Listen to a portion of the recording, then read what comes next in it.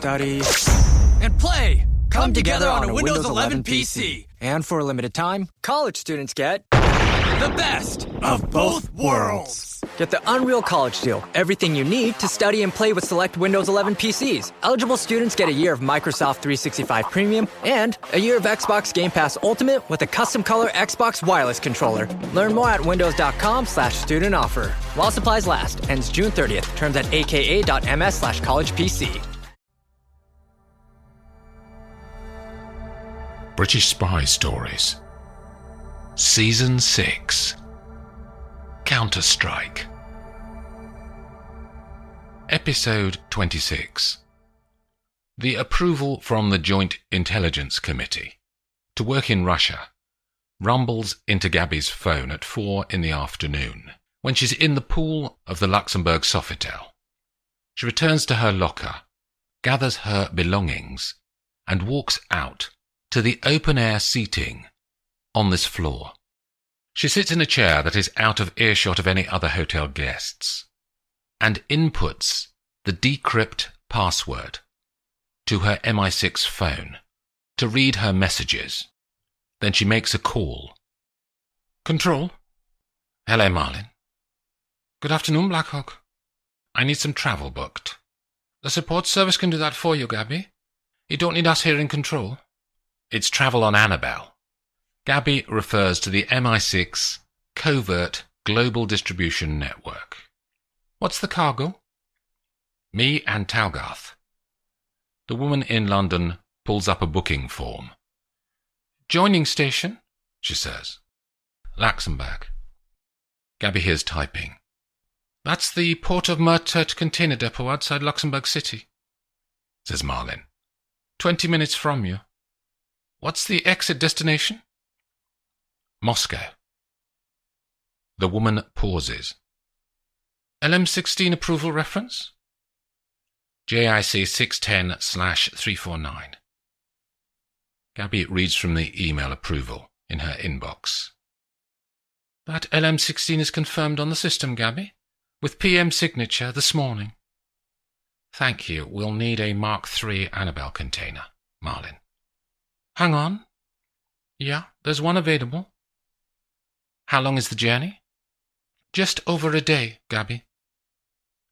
2 hours later, Gabby and Talgarth are dropped off by taxi at the reception of the Port of Mertert container terminal. Gabby asks for a man called Andre, and when he appears, he is tall and dark. He blinks often, with watery eyes, as he asks them to follow him. They are led to a fenced-off compound, where 7 electric carts are parked and plugged into chargers. The 3 of them clamber onto one of the carts, and Andre drives out into the container area, along pre-marked access ways. After 5 minutes he stops at a row of heavy goods vehicles, all with containers loaded on their trailers.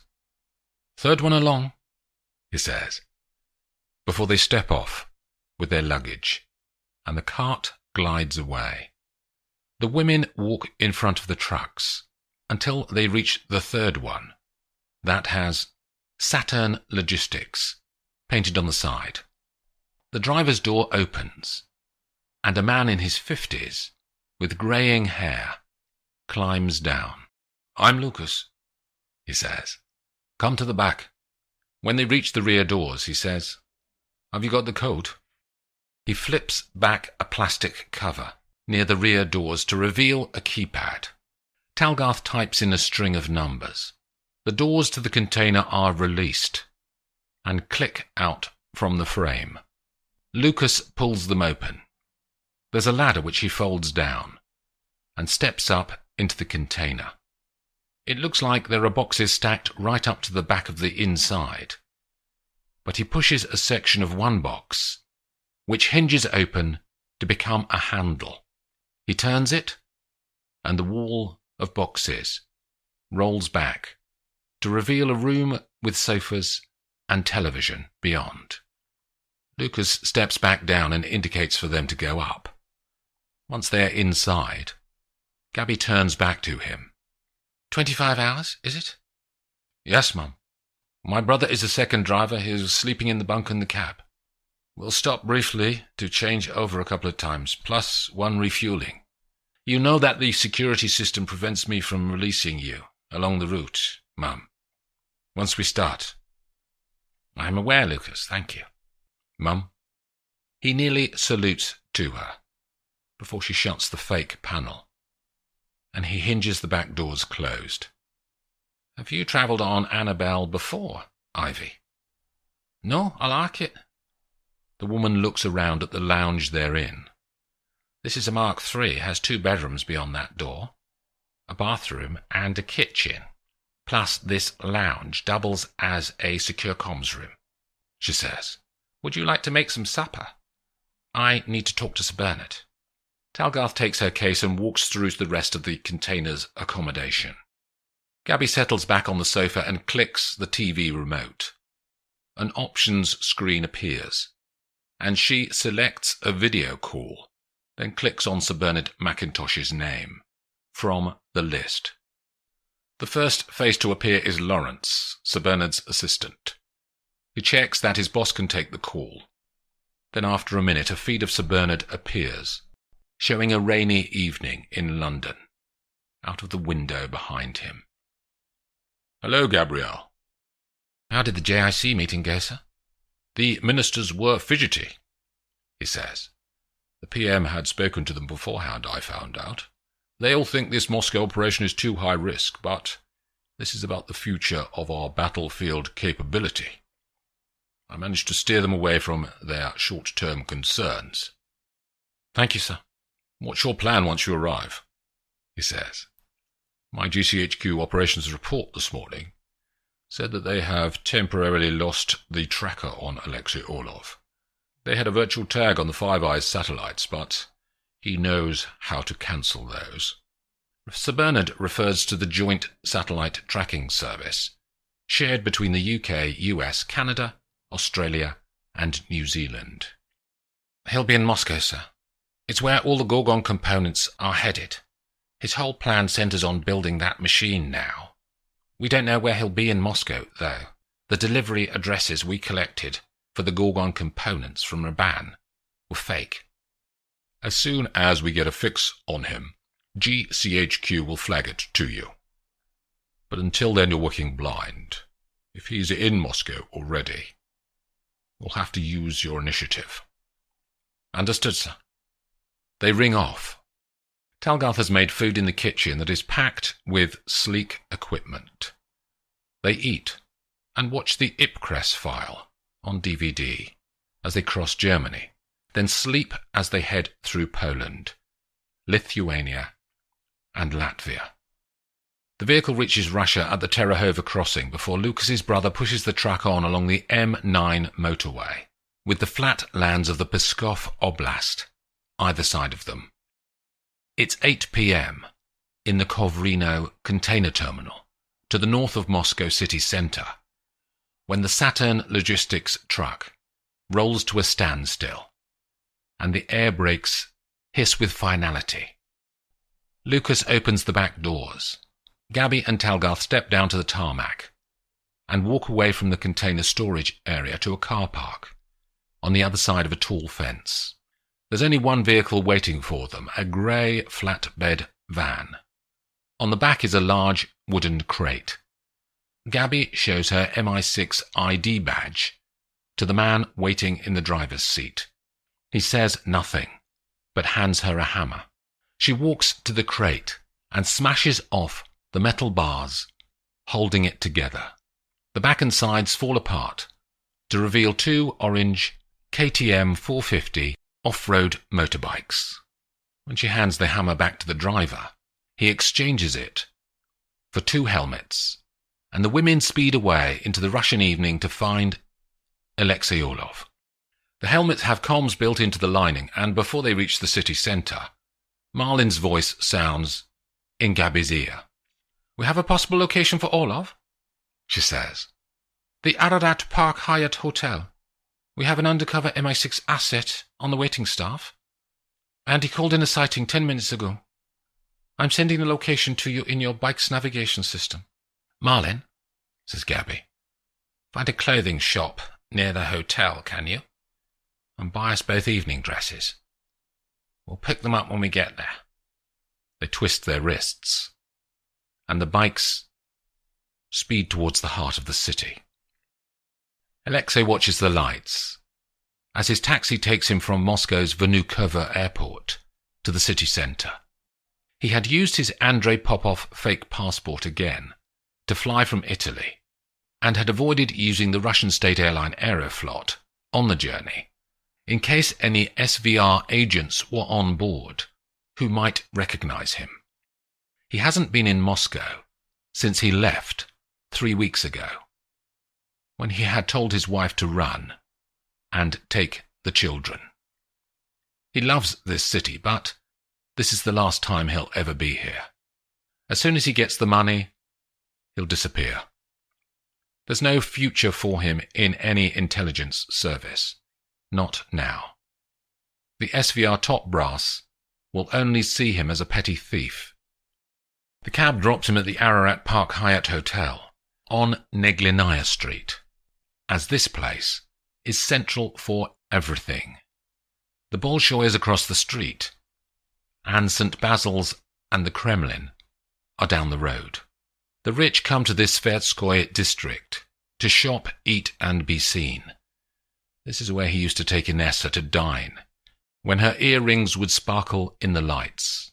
This is where he'd entertained foreign ambassadors, and not mentioned to them that he had spies in their embassies. When he gets to his hotel room, he changes into a suit and takes the lift to the 10th floor. He is shown to a table for 4 in the glass-roofed conservatory lounge and bar.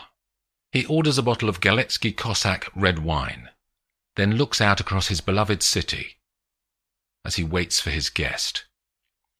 A man is shown to his table, and Alexei stands up to shake his hand.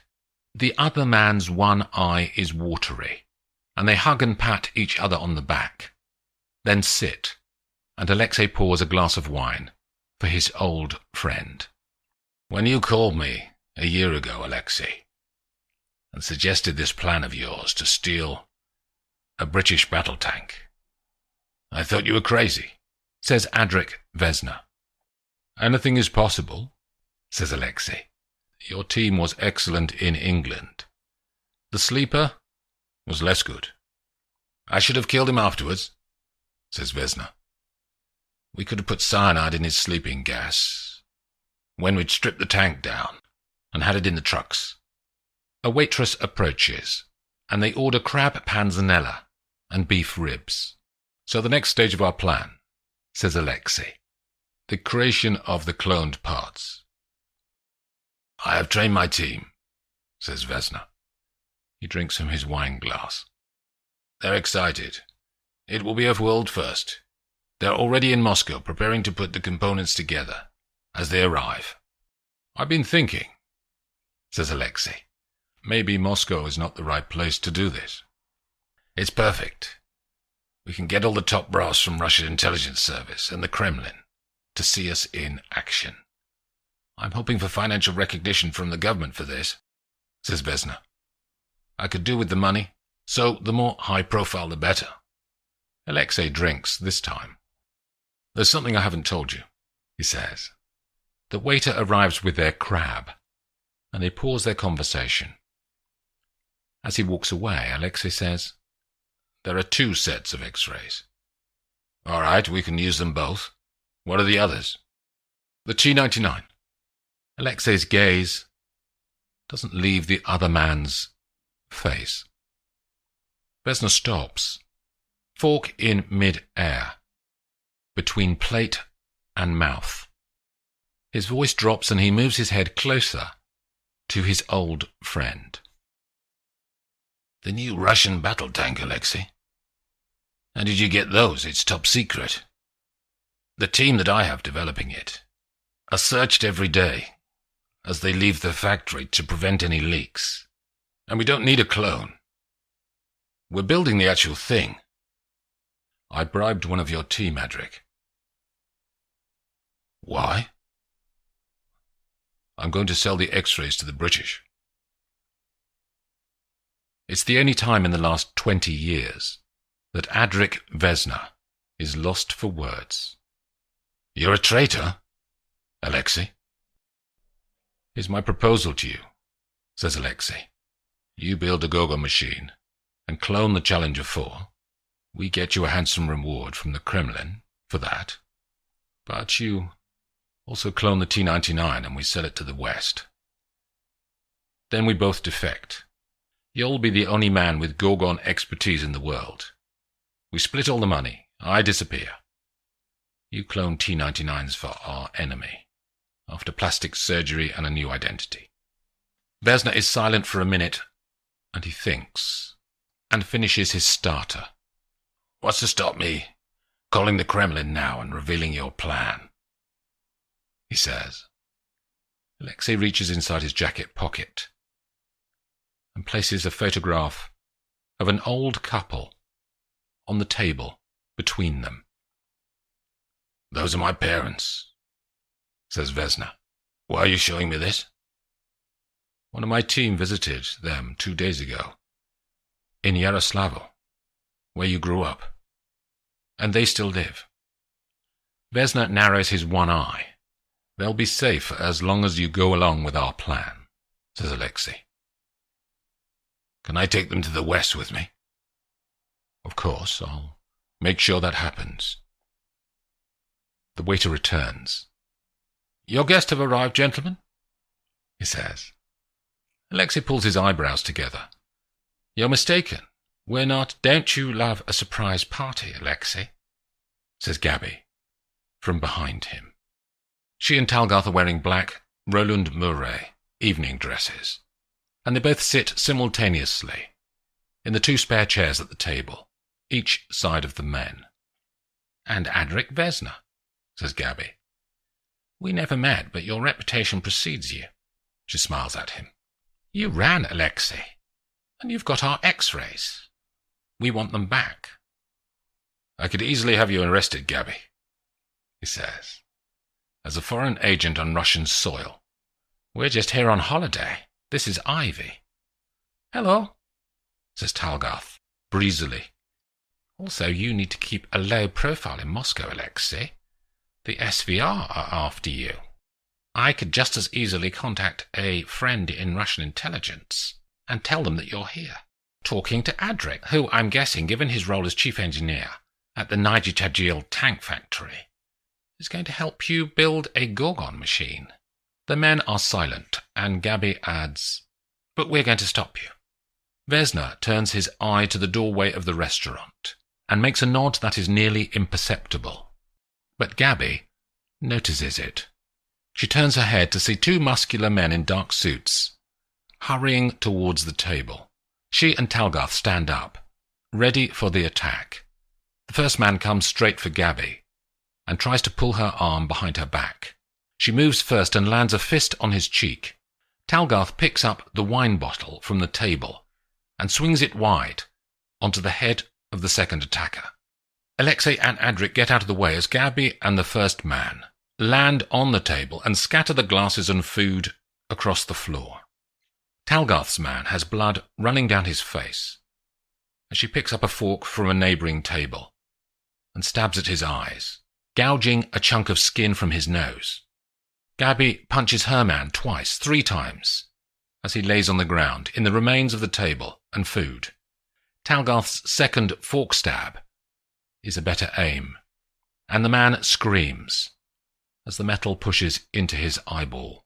He staggers and falls across the table of a couple having dinner nearby. The first man is not beaten and pushes Gabby off and grabs her head, trying to twist her neck. There's a waitress near with a tray in her hand, so Talgarth takes it, scattering the plates from it. She swings it back and brings it around with all her force and momentum to contact the man's face, and he falls back, unconscious. Gabby looks around. The customers have cleared away in the vicinity, and the maitre d'hotel is on the phone, calling security. Orlov's gone, she calls to Talgarth. The women run for the exit and take the stairs.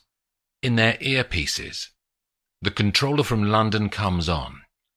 Black Hawk, we have a fix on Orlov. He and Vesna have just left the hotel by taxi. We'll track them. Gabby and Talgarth take a catering lift to the ground floor that ends in the basement car park. They run to their off-road bikes and fire them up. Ivy, follow me. We pursue them. Episode 27. Agent Kildare is on shift at the MI6 London Control Centre as Gabby and Talgarth speed out from the Ararat Park Hyatt Moscow Hotel on the tail of Alexei Orlov and Adrik Vesna. What have we got? Says Gabby into comms. We tracked them heading west, says Kildare. They got stuck in traffic and left the cab. They're on foot now, so you should catch them up.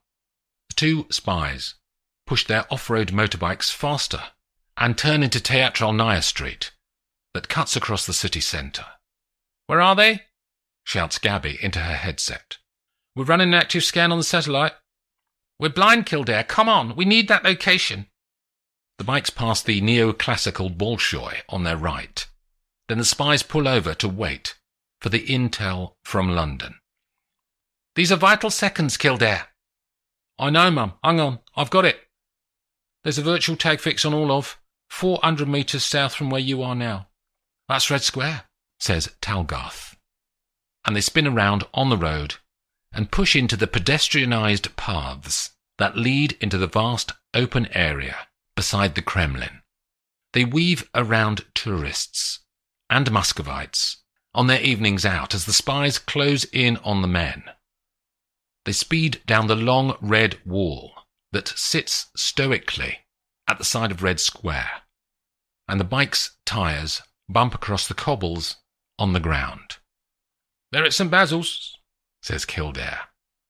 Gabby and Talgarth accelerate towards the fairy tale pink and blue domes of the cathedral. The tag is moving faster now. They must have got on transport. They're on the Bolshoi-Mosk-Voretsky Bridge, heading south towards the Zamosk-Voretsky district. Keep tracking, Kildare, says Gabby. We're still chasing. A black Moskvich cab follows a wide arc and heads back to the main road, after dropping Alexei and Adrik at one end of the footbridge.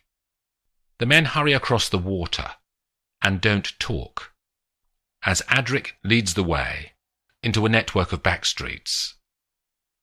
After 5 minutes, they turn off into a factory site that appears to be disused. It's quieter here after the chase through the streets. What is this place? Says Alexei. The old Malov printworks.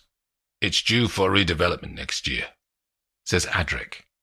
All of the Gorgon components are either already inside or on their way. I still think Moscow is too risky, Adrik. I'm not safe here. You can see MI6 are on our tails. There's a good reason why I chose this place to work in, says Vesna. Apart from the engineering bays and the three-phase power in the building, there's another key feature that makes it good for us. And what is that? It has a lead roof, and we've earthed it, says Vesna. It blocks all signals, mobile radio, and critically, satellite. They won't find us here, Alexei. Inside the building, there is a hive of activity. The ground floor is 50 metres square. The old Victorian structure has been lined with blue plastic sheeting, and 30 white-coated men and women in 5 groups across the floor are at various stages of unboxing and checking large metal components. This is the Gorgon machine in its constituent parts, says Vesna, or at least 5 of the 6 groups of components. As you know, the control circuitry was delayed. How long does assembly take? Says Alexei. We don't know. This is a world first, but 2 days is our estimate. Alexei watches the workforce. The sooner the better, Adrik, or we'll run out of time. We're working as quickly as we can, Alexei. As soon as the control unit arrives, your teams need to be ready to do the final assembly. then start the process. I'm aware, Alexei. Get off our backs. Adric's eye flares. We're professionals. Your constant nagging is not going to make things go any faster. You're wholly dependent on me and my team. Just let us work. Alexei puts his palms up towards the other man to acknowledge the mutual dependency that they have on each other. Gabby and Talgarth stop their bikes on a stretch of abandoned river frontage, with warehousing built right up to the bank of the Moskva River. London are apologetic in the women's earpieces when they confirm that the virtual tag on Orlov is no longer visible. As dusk starts to lay its shadows over Moscow's streets, the women put the bikes on their stands and sit down against the old industrial walls. Orlov knows his technology, says Talgarth. You can hide these days if you know how satellite blockers work. We're not giving up. If London can't do anything, it's back to good old-fashioned legwork, says Gabby. We nearly had him. What about the X-ray scans? He'll have those with him, says Gabby. They're the raw material, without which Gorgon is useless. What's the plan now? Talgarth looks at her boss. Orlov is human. He'll make a slip-up, and when he does, we'll be there. Pull up a map of this area, Ivy, on your phone, can you? They huddle to both look at the device. The last location we had on Orlov was near this footbridge, near the Vodny Canal. If they went by foot from there, they won't have gone far. This island, Bolotny Island, says Talgarth, pointing at the phone screen, is between the canal and the Moskva River. It used to have a lot of industry on it, but now it's been largely redeveloped. There are only a few old Soviet-era factory and warehouse sites left, which is what I'd look for if I wanted to assemble a giant machine around here. We'll search the streets on the island then, but only the ones within half a mile of the footbridge, says Gabby. I can get the AI algorithm on the mapping system to tell us the shortest route, to cover all the streets. Gabby nods. And we need to get out of these dresses. They pull out black tops and jeans that they had stuffed into the bike's storage, and change their clothes, then push handguns into the back of their belts, and ride to a side street on Bolotny Island. They push the bikes out of sight behind bushes, and start their search as the light fades. Gradually, the list of viewed streets gets longer in the AI display. Gabby checks the time, and it's already 1:30 in the morning. They can feel their minds needing to be kept alert the longer it takes to find something. They turn into Sadovny-Cheskaya Street, a long spine of roadway that runs for a mile on the island. Ex-industrial streets sprout off from it, like vertebrae, on either side, stretching away to the river or the canal. The buildings here are now either offices, and dark in the night, or apartment blocks, equally black as their residents sleep. The spies pass one site where the buildings have been demolished, and now await new gentrified replacements. What's that down there? Says Gabby. Lights. The women climb up and over the tall metal gates of the empty site and run across to a high wall that defines the boundary to the next plot. Gabby laces her fingers to give Talgarth a lift up to the top of the wall. Then Talgarth reaches down and pulls Gabby up next to her. In front of them is an old factory of some sort, partly boarded up, but the lights they saw from the road are leaking out where boards on the windows have broken or been damaged. They jump down to a concrete roadway and run low to the edge of the factory building. Gabby tries to see inside, but there are no clear sight lines that give any clue to to the activity inside.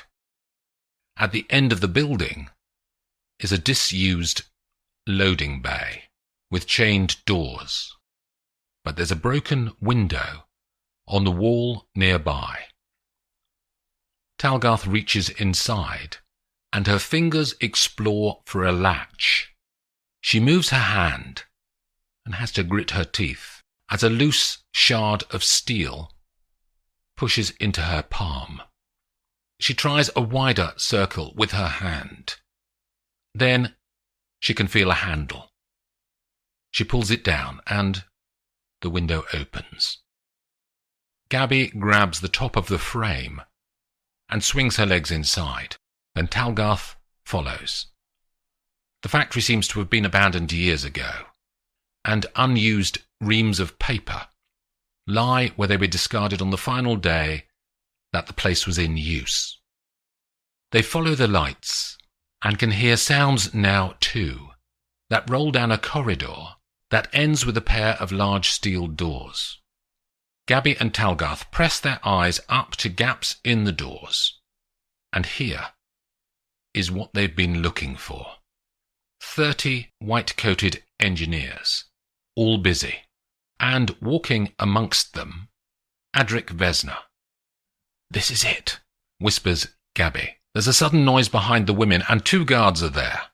Before they can react, cloths are pushed across their mouths and noses, and a clawing unconsciousness rolls into their heads as the chloroform does its work. "I told you they'd find us, Adric." Alexei is shouting. He slams his fist down on the old desk in the office that the 2 of them have requisitioned in the factory. Dust vibrates off the surface, and the thump echoes in the deserted rooms around them. "We have to leave." "You said that this all has to be done as quickly as possible," says Vesna.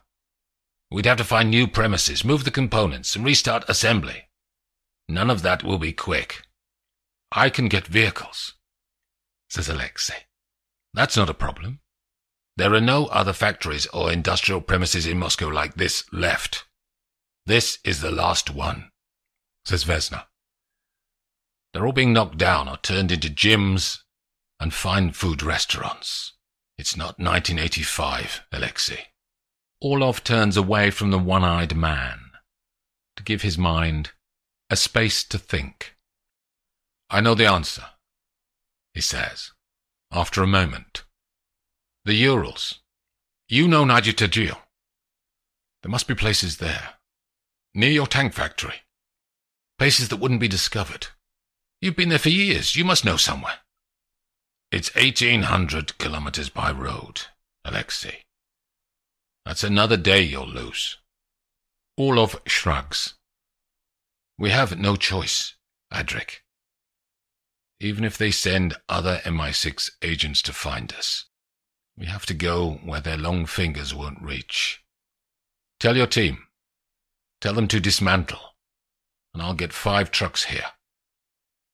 We can divert the control unit to go directly to the Urals." Adric takes a large breath out.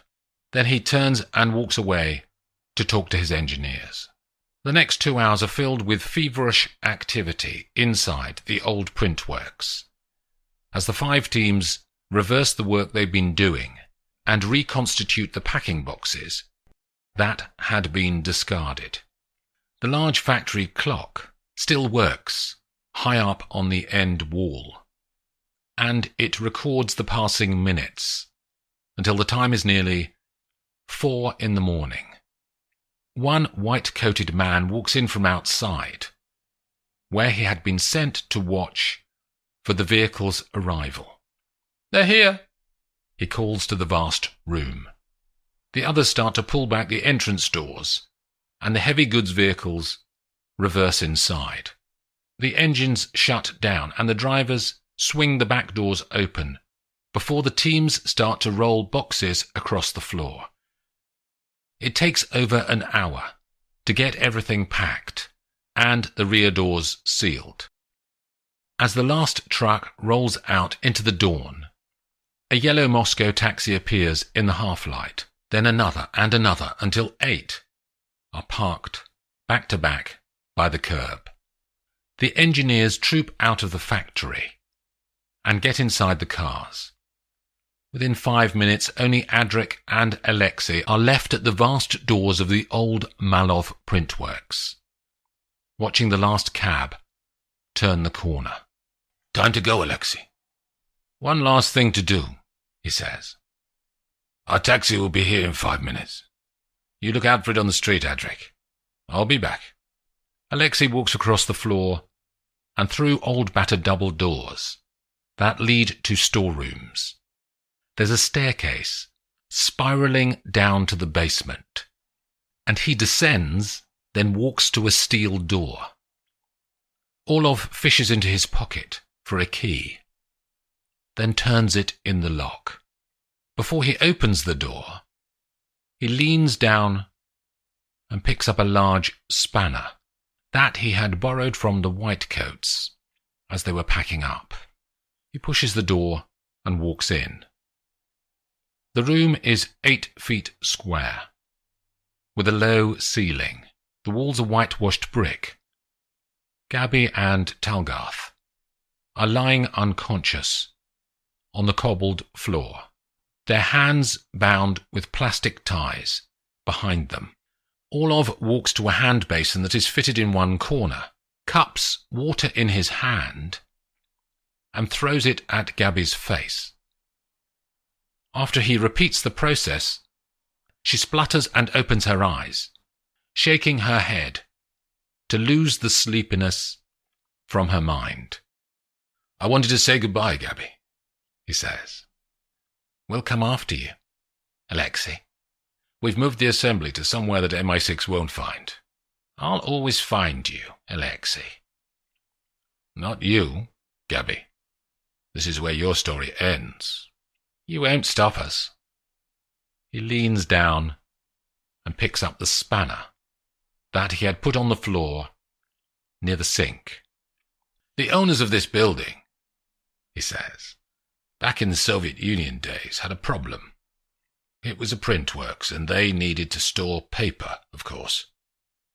But this island is surrounded by water, the river on one side and the canal on the other, and they kept having to throw away paper, as it constantly got damp." "What are you talking about?" she says. "So, they made the cellars down here not just waterproof, but watertight. Each one is a sealed unit. Water doesn't get in. And," she says, "water doesn't get out either." He raises the spanner, and with a single clean blow, strikes the tap on the hand basin. It comes off the pipe, and water starts to spray into the room. "Goodbye, Gabby." He turns and slams the door, and she can hear the key turn. The water runs across the floor and, as he promised, it doesn't drain away. The water is across the whole floor now, shallow, but getting deeper. Gabby twists and turns her wrists behind her back to loosen the plastic tie. She manages to push against the wall and stand up, and the water covers her boots. "Ivy!" she shouts at the other woman, and rocks her body with her foot, until Talgarth starts to regain consciousness too. But she's groggy and has to take in their predicament whilst waking. "The room is sealed," shouts Gabby. "We need to find a weak point. Put our wrists underwater, Mum. It'll reduce the blood vessels. We may be able to slip the ties." They both have to sit in the water to get their hands submerged. The coldness of the liquid cuts into their hot hands, but it does the trick. First, one of Gabby's hands feels looser. Then she can move it under the tie. Then she pulls hard on her wrist, and the plastic grates against her skin until red swirls of blood appear in the water. Then she's free.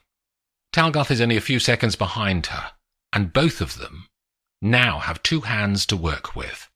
The water is at their waists. "There are 2 weak points," says Gabby. "The door is one, and the wall where the water pipes are buried is the other. The wall would be thinner where it's been cut away to get the pipes in." They split the work and Talgarth explores the door while Gabby dives under the water to pull at the pipework and see where it's loose. Both of them can feel their energy draining, as trying to work in the water takes more and more effort. The door proves immovable, and Talgarth joins in the attack on the pipework. Each of them takes turns to dive and kick at the bricks under the water. As Gabby comes up to the surface after a 5th round of kicking, there is only 6 inches left between the water and the ceiling. They look at each other and smile. Then Talgarth dives under the water again.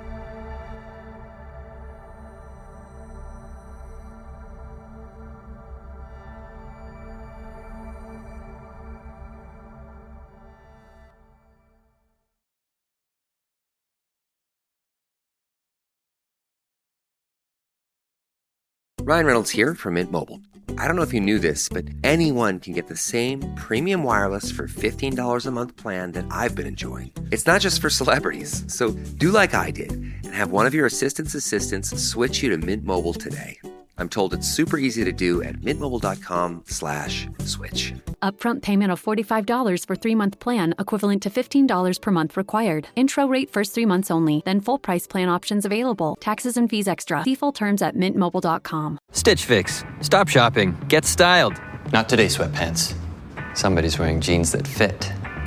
Wow! No photos, please. I'm just a regular dad who happens to have a stylist. I really look my best when someone else makes the decisions. Hey, we can all see you 2-way mirrors.